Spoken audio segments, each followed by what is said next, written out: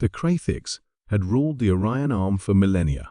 12 feet of rippling muscle, diamond-hard scales, and neural speed reflexes made them the undisputed apex predators of known space.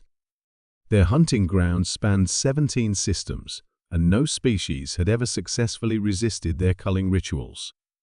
That was, until they encountered humans. The first contact went exactly as the Krathiks expected. They descended upon a small Earth colony on Proxima Centauri b, anticipating the usual terror, the familiar screams, the predictable chaos. Instead, they found empty streets and silence. In retrospect, that should have been their first warning. Unusual, Supreme Hunter K clicked to his brood, their bioluminescent patterns flickering in the alien dusk. The prey typically runs. The answer came not in terrified fleeing, but in the form of precisely placed high-explosive rounds. The colony's buildings, seemingly abandoned, had been turned into a carefully orchestrated killing field. Each structure concealed automated defense turrets. Each street was lined with motion-triggered mines, and every shadow held a human sniper. The Krathiks lost 30 hunters in the first 3 minutes. Krell had never seen such tactics before. Prey species were supposed to rely on natural defenses, speed, armor, or numbers. These humans? They had built their own advantages, crafted weapons that negated the Krathiks' superior biology, and most disturbing of all, they had planned. Fall back. Krell roared, but the order came too late. The humans had anticipated their retreat paths. The very ground beneath their feet betrayed them as electromagnetic pulses disrupted their neural networks, leaving the mighty hunters spasming in the dirt. The surviving Krathiks watched in horror as humans emerged from their hiding spots. They weren't the largest prey, nor the fastest, nor even the most naturally armed. They were soft-skinned, relatively weak, and laughably slow compared to Krathiks' reflexes. But they walked with a predator's confidence, their weapons extending their lethal reach far beyond their physical limitations. "Your species has hunted across the stars," the human commander said through a translator, standing over K-Rel's immobilized form. "Did you never stop to wonder why Earth's history is filled with extinct apex predators?" The humans didn't just kill them. They studied them. They documented their weaknesses, analyzed their hunting patterns, and systematically developed countermeasures.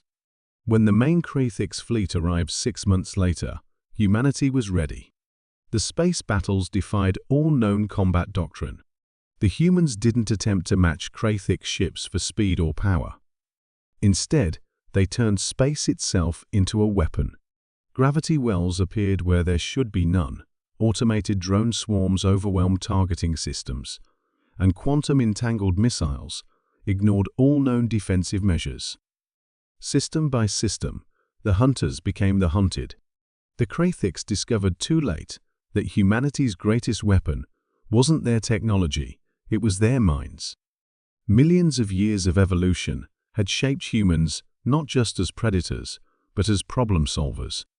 They hadn't survived Earth's harsh environment through overwhelming physical superiority, but through adaptability, tool use, and most terrifyingly, pattern recognition. Where other species saw impossible odds, humans saw puzzles to be solved. Where the Krathiks expected prey to follow their instincts, humans defied natural law by creating their own advantages. They didn't just fight, they revolutionized warfare with each engagement. The final battle took place in orbit, around the Krathiks' homeworld. The remaining hunters had gathered their forces, expecting a climactic confrontation.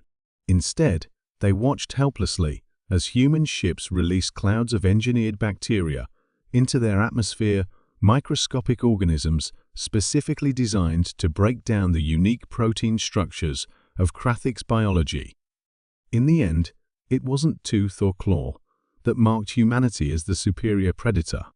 It was their ability to turn any weakness into a weapon, their drive to not just survive but dominate, and their terrible efficiency in eliminating threats to their existence. The few Krathiks permitted to survive now, serve as a warning in human xenobiological archives. Their species entry reads simply, Apex Predator Species. Status: neutralized. Threat level: minimal. Note: failed to recognize that true apex predators don't simply kill their prey, they extinction their competitors. In the years that followed, other spacefaring races would learn to recognize the signs: empty colonies, unusual silence, and the terrible certainty that somewhere in the darkness, humanity was watching, analyzing, and planning. For in the vast tapestry of space, a new truth emerged. Earth had never stopped producing apex predators. It had simply produced its final, most perfect version. Humans didn't just join the galactic community, they rewrote the rules of predation itself.